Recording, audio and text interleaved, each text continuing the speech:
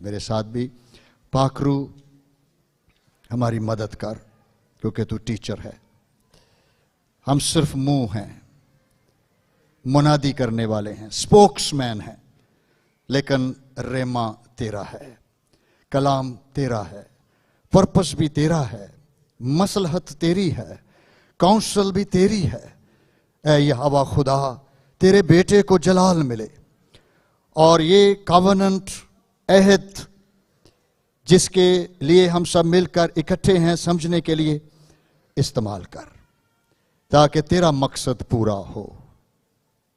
और खुदावंद रूहुल कुद्स के वसीले से ये कलाम हमारी जिंदगियों में जड़ पकड़े और हम बरकत पाएं, यीशु मसीह के नाम से आमीन, आमीन, आमीन। God bless you. जल्दी से मेरे पास जो मटेरियल है, क्योंकि मैंने अपने सेशन को वक्त पर क्लोज करूंगा, मैं चाहता हूं कि सबसे पहले हम शादी, जिसमें जो मजमून है कि अज़दवाज के रिश्ते में खुदा का मंसूबा, the plan of God in Christian marriage.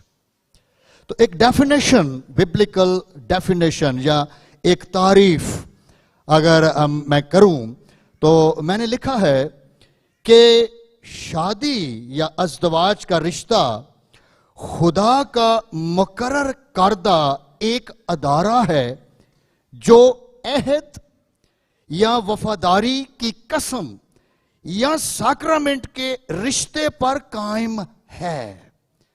The marriage is an institution based on a covenant या कसम या वफादारी, लॉयल्टी जो मौत तक होती है। अहद का मतलब ऐसा रिश्ता होता है जो मौत तक होता है, जिसका आगाज खुदा ने कायनात को खलक करने के साथ ही शुरू किया। So marriage is ordained by God. खुदा, यहोवा खुदा का ये प्लान है, ये मंसूबा है।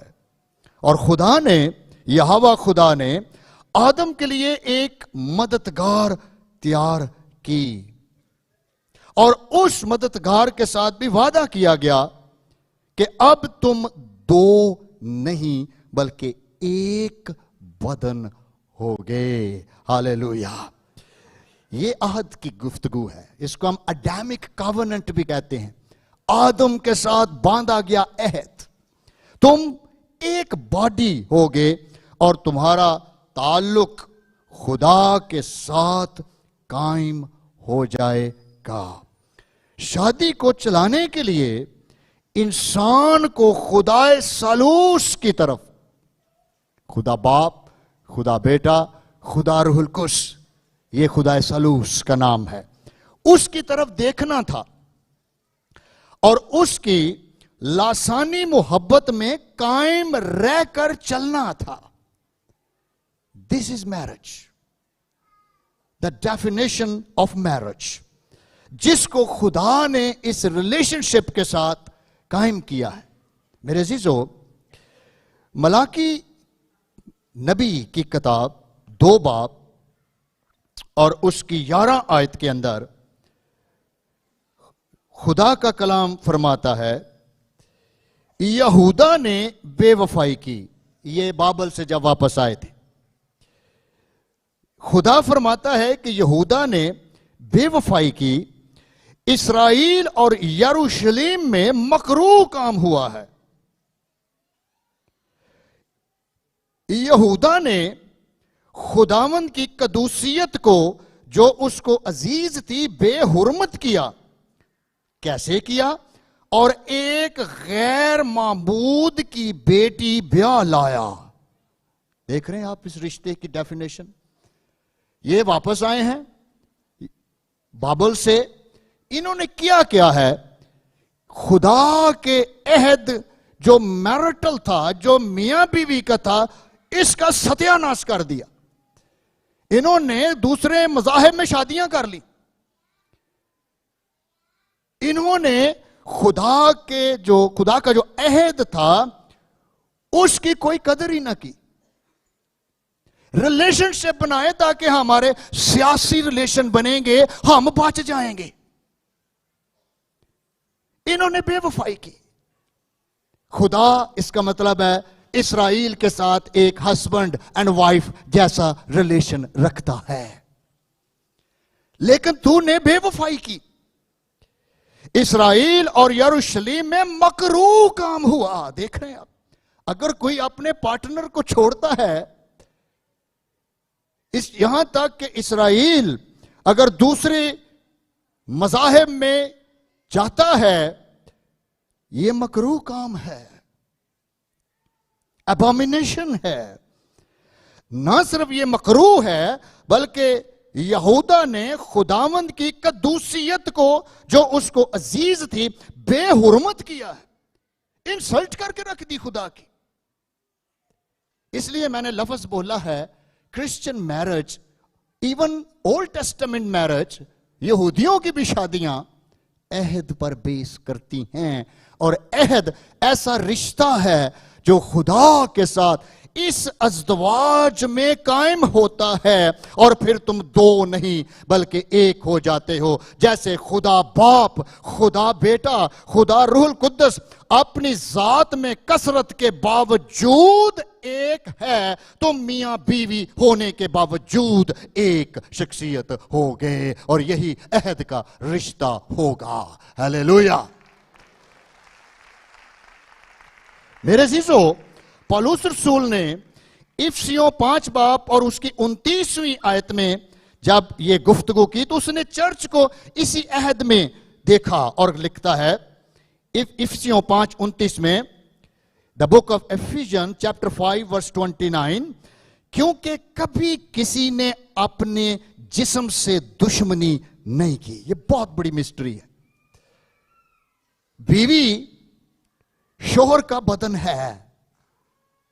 ये ईमानदार जोड़ों पर भेद खुलता है। दुनियावी जोड़े को नहीं पता, वो यही समझता है नहीं तेरा बदन तेरा, मेरा मेरा है। नहीं नहीं नहीं, नहीं। बदन अपने अपने, मर्जी भी अपनी अपनी। ये अखा खुलनियां चाहिए ने। आपने देखा खुदा ने क्या जुमला बोला, मकरूह काम किया तूने। पौलुस कहता है क्योंकि कभी किसी ने अपने जिस्म से दुश्मनी नहीं की, बल्कि उसको पालता और परवरिश करता है, जैसे कि मसीह कलीसिया को। So Jesus is the husband of the church.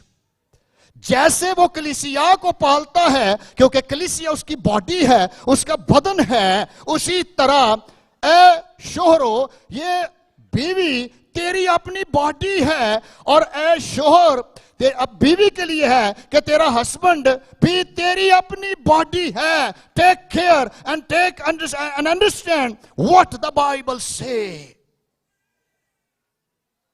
ये मुकाशफा है। इसीलिए पौलुस रसूल इफिसियों के खत में 5 बाब और 32 आयत में लिखता है, ये भेद तो बड़ा है। अज़दवाज क्या है? एक भेद है जी। ये एवं नहीं निकाह ते खलो के कह देना हाँ जी मरण तक साथ निभाओगे, हाँ जी निभावांगा, दुख तकलीफ च भी साथ हाँ जी दियांगा। पता चलता तीजे महीने काम खराब हो गया, बल्कि कईयां दा ते पहले महीने हो जाता। वो सारे वादे शादे हो गए, भुल पल जाते। नहीं नहीं नहीं नहीं, ये जरा अंडरस्टैंड करें। लिखा है ये भेद तो बड़ा है, लेकिन मैं मसीह और कलीसिया की बाबत कहता हूं। मसीह और कलीसिया को जब तक एक ईमानदार समझ नहीं लेता इस रिश्ते को, वो मियां बीवी के रिश्ते को नहीं समझ सकता।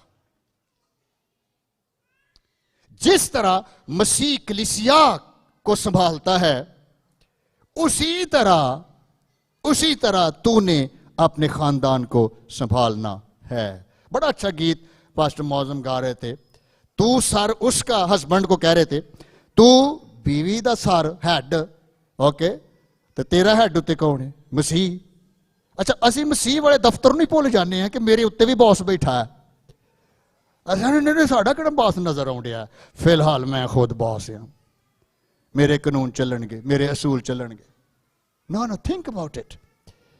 आगे ये सारी डेफिनेशन के अंदर मैं बता रहा हूं कि मैरिज क्या भेद है, मिस्ट्री है। जैसे कलीसिया को मसीह प्यार करता है, इसी तरह अज़दवाज को करना है। मेरे अजीजों, इफिसियों 5:21 में लिखा है, पौलुस रसूल का खत इफिसियों 5:21 में लिखा है, और मसीह के खौफ से एक दूसरे के ताबे रहो। किसके खौफ से? इत्थे ताकत दे खौफ न ताबे रख देने। जिड्डी वड्डी गाल ओडी वड्डी ताकत, जिड्डा वड्डा शोर शराबा घर च ओनी वड्डी ताकत। No no no no no, ये दुनियावी जिंदगी है, ये मसीह से खाली है। इसलिए उसने बनी इस्राएल कौम को कहा, मैं वापस लाया हूं तुम्हें बाबल से, और तुमने आके क्या किया? वापस आके शादियां ही कर ली उनके साथ, मुझे ही छोड़ गए। तुमने मकरू काम किया, मकरू काम किया। लिखा है मसीह के खौफ से, उसके रेवरेंस, उसकी मोहब्बत, उसका जलाल, उसकी इज्जत, उसके कलाम का खौफ, उसके कलाम शिकस्ता दिल होकर जो उसके कलाम से डरता थरथराता है, इस तौर से उस ईमान को अंदर रख के पाकरू की मसा के साथ अपनी अज़दवाजी जिंदगी को चला, ताकि तू बरकत पाए और खुदा का जलाल देखता रहे। हालेलुया। मेरे अजीजों, हम ना बाज दफा अपनी अज़दवाजी जिंदगी के अंदर खुदा के खौफ को भूल जाते हैं। एक वार्निंग भी है, और वो वार्निंग मत्ती की इंजील 10 बाब और 28 आयत के अंदर है। यीशु मसीह ने पता क्या कहा? यीशु ने कहा, जो बदन को कत्ल करते हैं और रूह को कत्ल नहीं कर सकते, उनसे नहीं डरना। खूब अपनी जिंदगी मसीह में चलाओ, बल्कि उससे डरो जो रूह और बदन दोनों को जहन्नम में हलाक कर सकता है। और पौलुस ने क्या कहा? मसीह के खौफ से एक दूसरे के क्या करो? ताबे रहो। ताबे का मतलब है म्यूचुअल अंडरस्टैंडिंग। ये बड़ा पावरफुल लफ्ज है ग्रीक में। म्यूचुअल, ज़हनी अंडरस्टैंडिंग।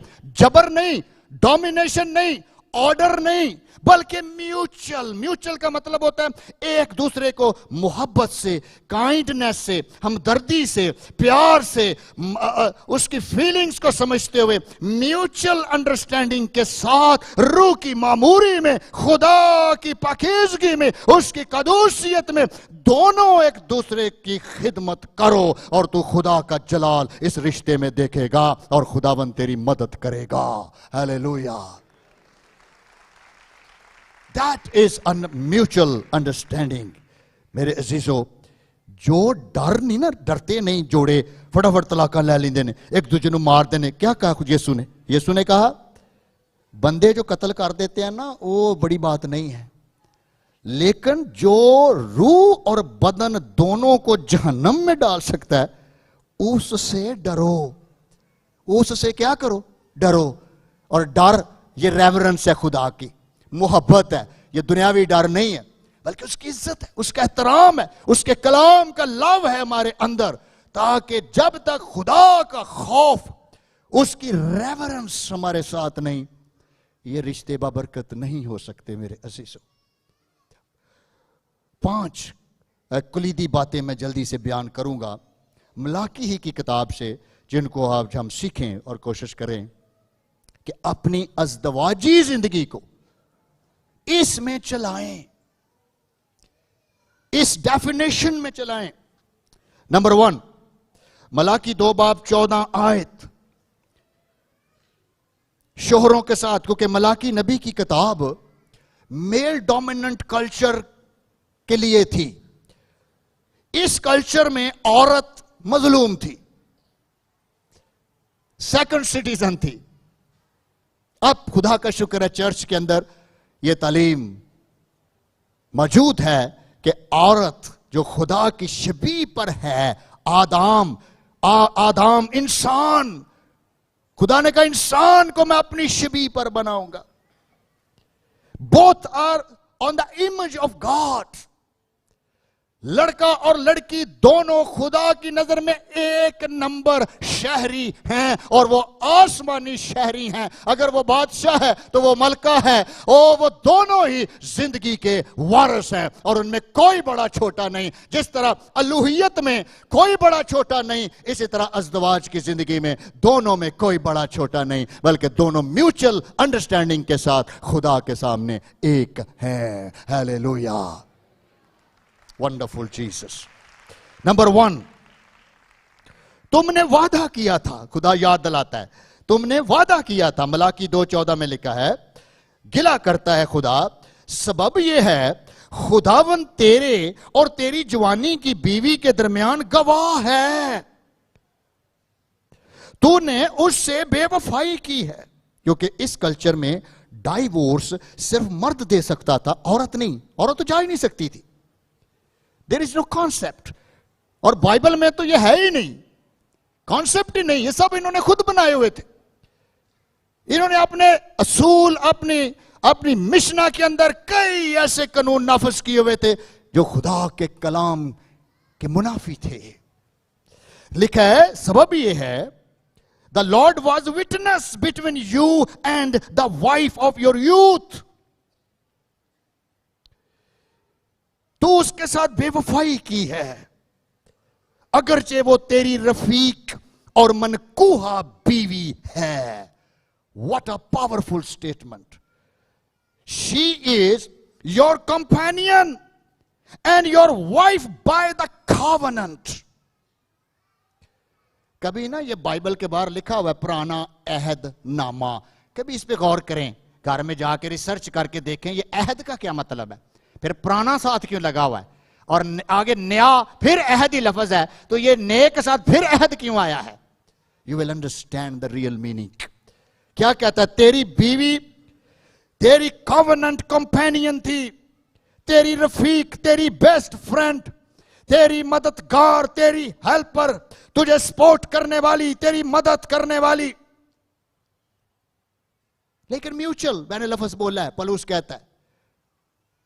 एल एजर हिब्रू में जो लफ्ज मददगार है, इसका मतलब होता है ऐसे मदद जैसे यहोवा तेरी मदद करता है। तुम दोनों ने एक दूसरे को ऐसे ही मदद फराहम करनी है। जब भी तुम्हें नीड है, तुम्हें जरूरत है तेरी केयर की, तेरी हेल्प की, तो वाइफ मौजूद होनी चाहिए, वो उसकी केयर करे, उसकी हेल्प करे। और अगर तेरी वाइफ को जरूरत है कि उसको अब जरूरत है कि केयर, तो तेरा काम है कि तू उसकी केयर कर, उसकी हेल्प कर। क्योंकि यीशु मसीह की तरफ देख, इब्ने आदम जमीन पर खिदमत लेने नहीं बल्कि खिदमत करने आया। You are a servant of the lord, you are not a dictator of the family, you have to serve one another. वो तेरी बीवी है, वो तेरा शोहर है, तूने वादा किया था। और लिखा है, मैं गवाह हूं। गवाहां दे सैन हुंदे ने ना निकाह ते, एक समान ते भी हुंदा है, ते रिंग जेहड़े असीं पाउने आ ना कॉवेनेंट दे, मैं ईमान रखना उत्थे भी होणगे। खुदा ने कहना आ तेरा ही है, भावें सुनियारे लै गए ने पर इत्थे है, तू भुल गया पर सानू याद है, क्योंकि खुदा जो करता है वो भूलता नहीं है। इन रिंग की भी बड़ी अहमियत जे, जिहड़ी असीं पाउणे, इहनूं सिग्नेटरी रिंग आंदे ने। सिग्नेटरी हुण तां साइन हुंदे ने ना, उदों नहीं सी हुंदे। बादशाह जब कोई फैसला कर देता था ना किसी कानून पे, तो फिर वो अपनी रिंग ना मोहर लाउंदा सी उत्ते, इंज करके चुक देंदा सी। ਇਹਦਾ मतलब है हुण कोई ताकत इस फैसले नू बदल नहीं सकती। ये कॉवेनेंट हो गया, ये अहद हो गया, और बादशाह का फैसला अटल हो गया। जब ये रिंग पहनाई जाती है, हम खुदा के आगे ऐलान कर देते हैं, आज के बाद ये लड़की मेरी मौत तक मेरे साथ रहेगी, और ये मेरी पार्टनर होगी, मेरी कंपेनियन होगी, और मेरी कॉवेनेंट पार्टनर होगी। हालेलुया। मार दो ताली। भले औखा काम है पर खुदा दे नाल चलना। मेरी शादी को 20 साल हो गए, मेरा पार्टनर भी इधर बैठा। मैंने इसीलिए लफ्ज बोला इंस्टीट्यूशन, ये अदारा है, इत्थे हर रोज बंदा कुछ ना कुछ नवा सीखता है, तो सीखते रहना है। ओके, तो ये हमारी कॉवेनेंट पार्टनर है। और खुदावन ने क्या कहा था, इस वास्ते मर्द अपने मां बाप को छोड़ेगा और बीवी के साथ रहेगा और वो एक तन होंगे। होल्ड फास्ट, ये बड़ा पावरफुल लफ्ज है। Mother, father and his mother and hold fast to his wife, क्योंकि वो अपने घर का सरबराह है, अपने घर का बादशाह, लीडर है, पास्टर है, क़यादत कर रहे हैं अपने खानदान की। उसको खानदान संभालना है, चलाना है। ऑलराइट, वो अपने खानदान जिसमें उसकी बीवी और उसके बच्चे होंगे और ये उसका खानदान कहलाएगा। And he become the head of the family, जो उसकी क़यादत करेगा और खुदा उसके साथ होगा। इस कॉवेनेंट के साथ खुदा की बरकतें जुड़ी हुई हैं जो इब्लीस तोड़ देना चाहता है। मेरे अजीजों, एक तन होंगे, होल्ड फास्ट। इमसाल 2 बाब और उसकी 16 से 17 आयत में लिखा है, प्रोवर्ब्स चैप्टर 2 वर्स 16 to 17, ताकि तुझे बेगाना औरत से बचाएं। ओके, यानी चिकनी चुपड़ी बातें करने वाली पराई औरत से। मर्द भी हो सकते हैं, कई दफा चिकनी चुपड़ी बातें औरत करके मर्द को खींच के ले जाती है, और कई दफा मर्द चिकनी चुपड़ी बातें करके किसी और खतून को खींच के ले आते हैं। तो ये दोनों तरफ से बातें हो सकती हैं। ऑलराइट, जो अपनी जवानी के साथी को छोड़ देती है और अपने खुदा के अहद को भूल जाती है। Look at the again the word covenant, अहद को भूल जाती है। लिखा है, इससे तुझे बचना है। ऐ इस्राएल, तूने मकरूह काम किया, तूने बेवफाई की। तू अच्छी जिंदगी के लिए, अच्छी लाइफ के लिए, सियासत के लिए बचने के लिए तूने बेबीलोनियन खवातीन के साथ शादियां, और तूने इधर जो बसी हुई कौमें थी उनके साथ शादियां रचाई हैं, जो गुनाह है। और खुदावंद इसलिए मेरे अजीजों, क्योंकि ये बहुत ज्यादा डाइवोर्स कर देते थे, क्योंकि खुदा का खौफ कोई नहीं था इनके अंदर। मलाकी नबी की किताब के अंदर हमें नजर आता है, इसलिए बाइबल में लिखा है डाइवोर्स खुदा के अहद के साथ बेवफाई है। कैसे हो सकता है जब मैं और मेरी बीवी एक बॉडी है? ऑलराइट, क्या मैं अपनी बॉडी को काट कर अलग कर सकता हूं? बड़े बड़े स्कॉलर फाइंड आउट कर रहे ने चीजां कि नहीं नहीं, रौले बड़े ने, मसैल बड़े ने, भाई इनू लियाओ विच, इनू किसी तरह ते लियाओ। रौले साडे ने, खुदा के कलाम के कोई रौले नहीं है। खुदा का कलाम ना तो ला तब्दील है, ये बदला नहीं जा सकता। जो कुछ लिखा है ये हतमी है और फैसला कुन है। लिखा है बाइबल को तो तू नहीं बदल सकता, लेकिन ये तुझे जरूर बदल कर रख देगी और तेरी जिंदगी के अंदर यीशु मसीह काम करेगा। तू कवेनेंट पार्टनर बनेगा। There is no divorce in the Christian marriage. लिखा है, सुने, बड़ी जोरदार बात है। दूसरा मेरा टॉपिक है, पॉइंट है, डाइवोर्स वेंडलाइजेस व्हाट गॉड मेड। तलाक खुदा के अहद के साथ बेवफाई है। मलाकी 2:15 में लिखा है, और क्या उसने एक ही को पैदा नहीं किया? देख रहे, बावजूद कि उसके पास और अरवा मौजूद थी। अगर तलाक ही प्लान होता तो और पैदा करता, 2 बना देता। ये यहूदियों से खुदा कह रहा है, जो आमतौर पर तलाकें देते जा रहे हैं। मसीहत में तो खैर है ही नहीं। There is a big critical theological debate on divorce. No divorce, how can you cut your own body? There is a critical issue. Alright, बहरहाल लिखा है कि फिर क्यों एक ही को पैदा किया। मेरे अजीजों, मलाकी की किताब 2:15 में ही इसका इंग्लिश ट्रांसलेशन लिखा है कि did he not make them one, did he not make them one, क्या उसने एक ही नहीं बनाया? With a portion of the spirit in their union. Spirit in their union, लफ्ज क्या बना कि ये 2 रूहों का मलाप है। ये सिर्फ बदनों का ही मलाप नहीं है, बल्कि 2 रूहों का मलाप है। It is A union of the spirit, is the union of the spirit. क्योंकि इंसान रूह है और बदन में रहता है। जब उसकी वाइफ उसके साथ आ जाती है इस रिश्ते में, तो फिर उसकी रूह और इसकी रूह दोनों एक यूनिटी के अंदर कायम हो जाते हैं। जब ये एक हो जाते हैं, कोई ताकत नहीं इनको जुदा कर सके। हालेलुया, कोई ताकत नहीं इनको जुदा कर सके मेरे अजीजों। और खुदा का कलाम हमें बताता है, वाइस की किताब 4 बाब 12 आयत लिखा है, और अगर कोई एक पर गालिब हो तो दो उसका सामना कर सकते हैं, और अगर एक पर गालिब हो तो 2 उसका सामना कर सकते हैं, और तेहरी डोरी जल्द नहीं टूटती। तेहरी डोरी जल्द नहीं टूटती। अब इसको अगर देखें, मियां एक डोरी, बीवी दूसरी डोरी, तो दोनों को एक करके तो तीसरी डोरी साथ कौन आ गई?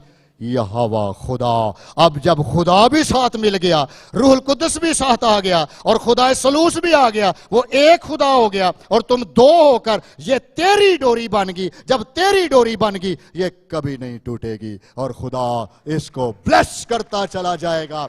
आप बरकत पाएंगे और आप ब्लेस होंगे।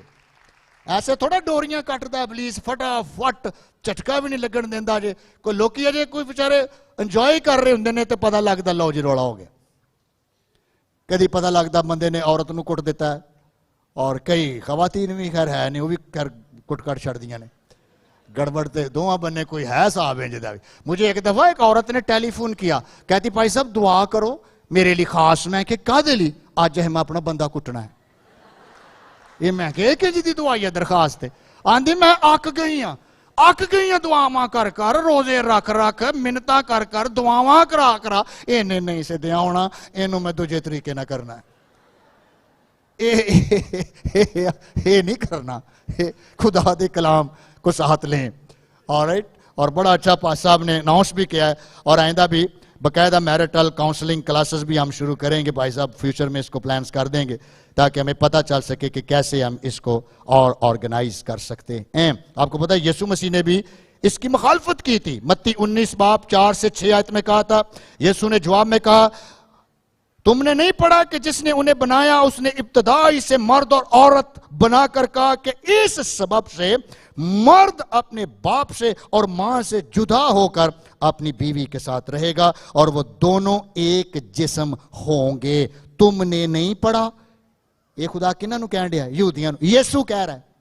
ओके, अब आपकी शादी हुई है, खुदा का शुक्र है, और आप यहां मौजूद आज कपल सेमिनार में, लेकिन जो ब्रोकन हैं, जो टूटे हुए हैं, जो तलाकों तक पहुंचे हुए हैं, जिनकी ब्रोकन लाइफ जा रही है, बंदा पूछे तुसी नहीं सुनिया?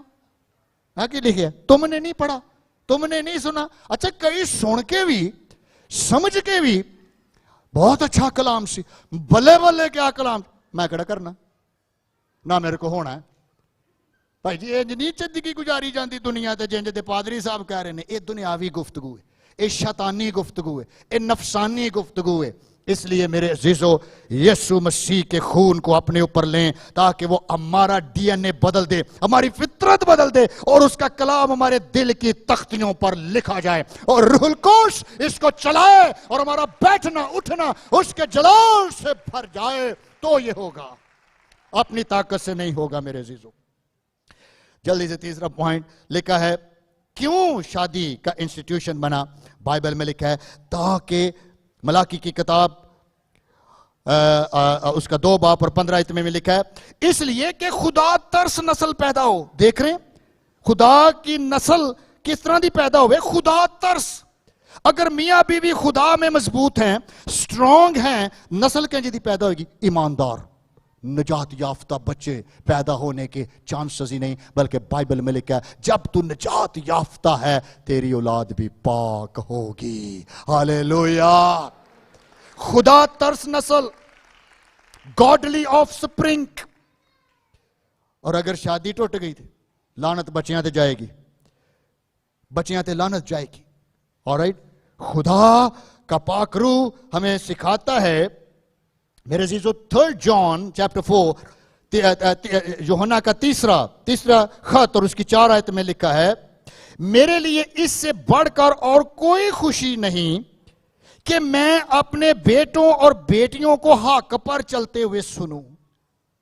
इससे बड़ी खुशी मुझे क्या है कि ईमानदार कि बच्चे खुदावंद में बढ़ रहे हैं। ये शादी का प्लान है कि बच्चे कैसे पैदा हो, खुदा तरस नस्ल पैदा हो, खुदा को जानने वाली, खुदा को समझने वाली। ये घराना वो बाग अदन वाली तस्वीर पेश करे जिसमें आदम था, खुदा था और हवा थी और मीटिंग होती थी और लेकर खुदा उनके साथ आकर बातचीत करता था और उनसे गुफ्तगू करता था। और खुदा ने कहा बढ़ो और फलो और जमीन को मामूर और महकूम करो, क्योंकि मैं चाहता हूं ये पूरी जमीन मेरे जलाल से भर जाए। हालेलुया। लेकिन अगर मियां बीवी लड़ते रहने दे, पता उसके बाद क्या लिखा है? चौथा पॉइंट, अगर ऐसा हो गया तो मलाकी 2:16 में पता क्या लिखा है? क्योंकि खुदावंद इस्राएल का खुदा फरमाता है मैं तलाक से बेजार हूं, इरिटेट हूं, वेरी इरिटेट, और उससे भी जो अपनी बीवी पर जुल्म करता है, जुल्म करता है, वायलेंस। रब्बुल फाज फरमाता है इसलिए तुम अपने नफ्स से खबरदार रहो ताकि बेवफाई ना करो। देख रहे कहां तक ये ब्लेसिंग जुड़ी हुई है और कहां तक लानत जुड़ी हुई है। खुदा तरस नस्ल पैदा। और अगर ऐसा ना हो सका, अंग्रेजी में पता क्या ट्रांसलेशन है? ओरिजिनल हिब्रू लैंग्वेज में जब मैं इसको जो हिब्रू है उसमें देख रहा था तो बहुत ही जबरदस्त ट्रांसलेशन सामने आई। लिखा है the man who does not love his wife but divorce her says the Lord. जो शोहर अपनी बीवी को तलाक देता है, खुदावंद फरमाता है says the lord the god of Israel cover his garment with violence. दोबारा सुन, cover his garment with violence. जो शख्स तलाक दे देता है, खुदा उसको तशद्दुद, जुल्म, गुस्सा, नफरतें इंज पवांदा वा जिवें कपड़े पाए ने। एक कपड़े पाए ने, cover his garment with violence, है ना। और शादी तोड़ने के पीछे सब तो बड़ा प्रॉब्लम की है? गुस्सा। गुस्सा आ गया, ओए मैंने गुस्सा आ गया, इधर उधर हो जाया करो जो मैंने गुस्सा चढ़ जाए। कई अपनी बीवी नु आंदे ने बस चुप ही कर जा, बस सुन तू, मेरा काम बहुत तां चला गया। या बीवी नु गुस्सा आ जाए। सम टाइम बीवियां नॉन स्टॉप बोलती हैं, नॉन स्टॉप। वो भी कह देंदी मैनू गुस्सा चढ़ गया। वो फिर अब लभदा फिरदा थां लुकण दा के अम्मी नु गुस्सा चढ़ गया तुहाडी नू। गौर में फिर देखे, लिखे the man who does not love his wife but divorce her says the lord. खुदा फरमाता है the god of Israel cover his garment with violence, with violence. तशद्दुद, जुल्म, एंगर, बिटरनेस, ये लानत पैके तेरे ते आएगी। Says the lord of host. रब्बुल फाज फरमाता है क्यों खानदानों में आपको लड़ाइयां नजर आती? छोटी छोटी गल ते एक दूजे नूं वढण पैदा। हाँ जी, SMS लगा के बंदे बैठे होंगे ने अपनी भी। ओ बाइबल में लिखा वो तेरी कंपेनियन है, वो तेरी फ्रेंड है, और जे बीवी वो SMS फाड़ ले तो कहेगी no no no no no, ये आपकी कंपेनियन तो कोई और है। वो कहेंगे ये मेरा प्राइवेट मैटर है, तू बीवी है, बीवी रह। You have no authority to open my mobile or my secrets as passwords. मेरी बीवी ਨੂੰ ਮੇਰੇ ਸਾਰੇ ਪਾਸਵਰਡ ਆਉਂਦੇ ਜੇ। इसको फुल अथॉरिटी है, जब जिस वक्त चाहे मेरा सारा मोबाइल का डेटा वेख सकती, ईमेल्स ਨੂੰ चेक कर सकती। अज ये भी इतमाद जरा दिल ते हथ रख के दुआ करके जाना। भाई साहब दुआ करेंगे एंड पे। एक कई ना आंदे नहीं नहीं नहीं, आ गल मेरी बीवी ਨੂੰ नहीं पता होना चाहिए। वो तेनू नहीं पता हो की शै आ, तेनू नहीं पता। सारिया गल्लां पादरी साहब दियां नहीं सुनी दियां। रावलपिंडी में मैं एक सेमिनार में था तो कहने लगे प्रोफेसर अजीम ने बड़ा जबरदस्त कलाम सुनाया। रात के 12 बजे मेरी बीवी ने उठ के क्या सारे भांडे धोने ने कलाम सुनिया ही ना, की सुनिया।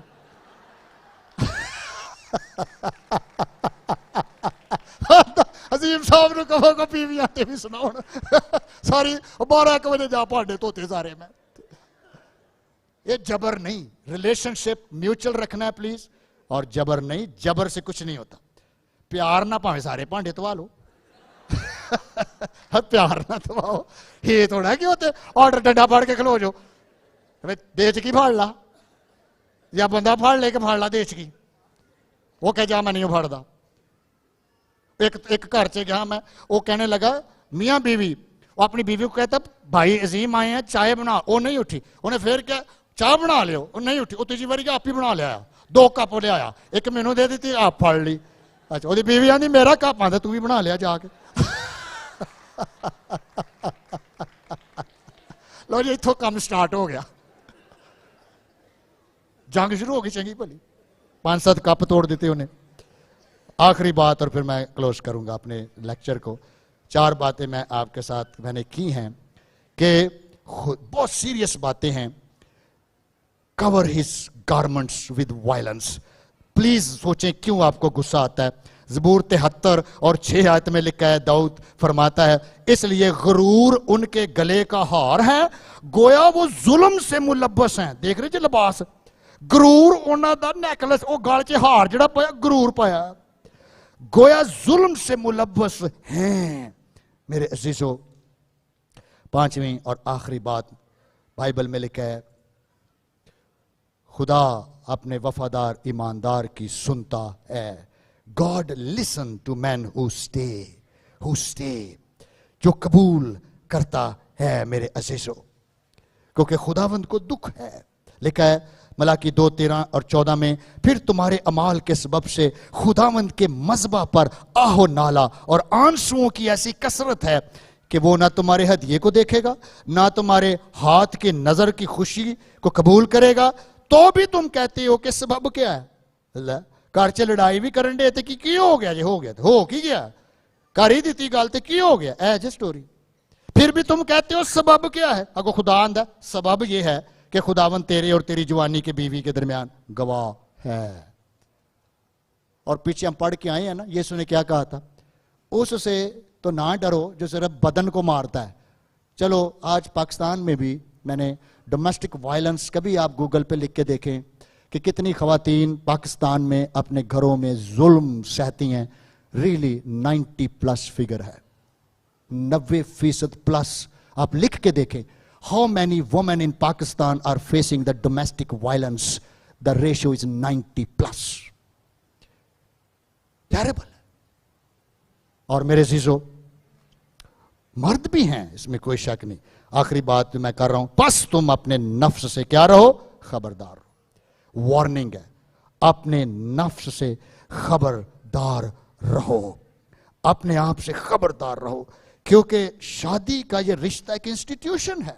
हम हर रोज सीखते हैं, इसमें गुस्सा भी आ सकता है लेकिन माफी साथ आनी चाहिए, क्योंकि रूह कुद्दस से आप भरे हुए हैं। एक खादम कहता है, if you pray together you will stay together, if you pray together you will stay together. एक दूसरे के लिए हमेशा दुआ करते रहें। मेरे अजीजों, देखें बनी इस्राएल छोड़ भी गए खुदा को, शादियां भी कर लिया उन्हें, लेकिन ये ऐसा धुला है खुदा, ये हवा खुदा। हुजिया नबी की किताब उसका 2 बाब और 16 आयत में लिखा है, लुक आई अमेज्ड कि खुदा की मोहब्बत क्या, ये है खुदा की मोहब्बत। हालांकि इजराइल की स्टोरी मैंने बताई आपको, लेकिन हुसिया 2 बाब 16 आयत में लिखा है, और खुदावंद फरमाता है तब वो मुझे एशी कहेंगे, ये हिब्रू लफ्ज है और इसका मतलब है हस्बैंड कहेंगे, और फिर बाली ना कहेंगे। वो बलीम की तरफ चले गए और खुदाओं की तरफ चले गए, लेकिन the day will come back, जब मैं अपनी इस दुल्हन को वापस ले लूंगा और बरे के खून से इसको धो दूंगा और कफारे की कुदरत से ये वापस आएगी और फिर दोबारा मैं इसको अपनी बीवी बना लूंगा और मैं इसका हस्बैंड हूंगा। ये दोबारा शातीन के नाम से जानी नहीं जाएगी, भले ये वफादार हो गई तो भी मैं वफादार रहूंगा। हालेलुया। ये लव है मेरे अजीजों, लव है। बालीम के नाम उसके मुंह से दूर करूंगा और फिर कभी उनका नाम ना लिया जाएगा। मेरे जीजो, मुकाशफा 19 बाब और 7 से 8 आयत में लिखा है, चर्च आसमान से नीचे आ रहा है, मुकाशफा 19 बाब में। और क्या जबरदस्त कलाम है, लिखा है, आओ हम खुशी करें, और नहायत शादमान हो और उसकी तमजीद करें, इसलिए कि बरा की शादी आ पहुंची। हालेलुया। अजे साडी एंगेजमेंट हुई, निस्बत हुई। The day will come when Jesus will come back. ये चर्च आसमान पर जाएगा, उसकी दुल्हन खुदावंद के पास जाएगी और फिर आसमान से उसके साथ नीचे आएगी। लिखा है बरे की शादी आ पहुंची और उसकी बीवी ने अपने आप को तैयार कर लिया और उसको चमकदार और साफ मुहीन कतानी कपड़ा पहनने का इख्तियार दिया गया, क्योंकि महीन कतानी कपड़े से मुकद्दस लोगों की रास्तबाजी के काम मुराद हैं। हालेलुया। ये हमारा एज ए चर्च स्टेटस है। मेरे जोरदार क्लैप। ये हम हैं और ये हमारा दूल्हा है जो यीशु मसीह है। हम कैसे भी हैं, यीशु हमसे, यीशु कभी अपने चर्च को डाइवोर्स नहीं करेगा, बल्कि उसका फजल हर वक्त हमारे लिए मौजूद है, ताकि उसके खून के वसीले से तू वापस आ जा। तू शैतान की नहीं कहलाएगी, बल्कि तू खुदा की कहलाएगी। यही अहद की बरकतें हैं मेरे अजीजों, जो अज़दवाज के रिश्ते के साथ जुड़ी हुई हैं। आएं, अपने स्वरों को झुकाएं और हम इस टीचिंग को अपनी जिंदगियों में लें और इस पर मेडिटेट करें। गो हमें ये सख्त कलाम अपनी लगता है, लेकिन यीशु ने कहा था मेरे हुक्म सख्त नहीं है, मेरा जुआ हल्का है, मुलायम है। क्यों? क्योंकि मैं तेरी जिंदगी बदल दूंगा। मैं तेरा गोश्त संगीन दिल निकाल लूंगा और गोश्तीन डालूंगा। ओ पाकरू, आज ये मौजज़ा हो। जो हमें ऑनलाइन भी सुन रहे हैं, ये टीचिंग उनकी जिंदगियां बदल दे। हम अपने आप को खुदा के कलाम के सांचे में देख सकें। ये आईना है जिसमें हम अपनी ही शक्ल देखते हैं।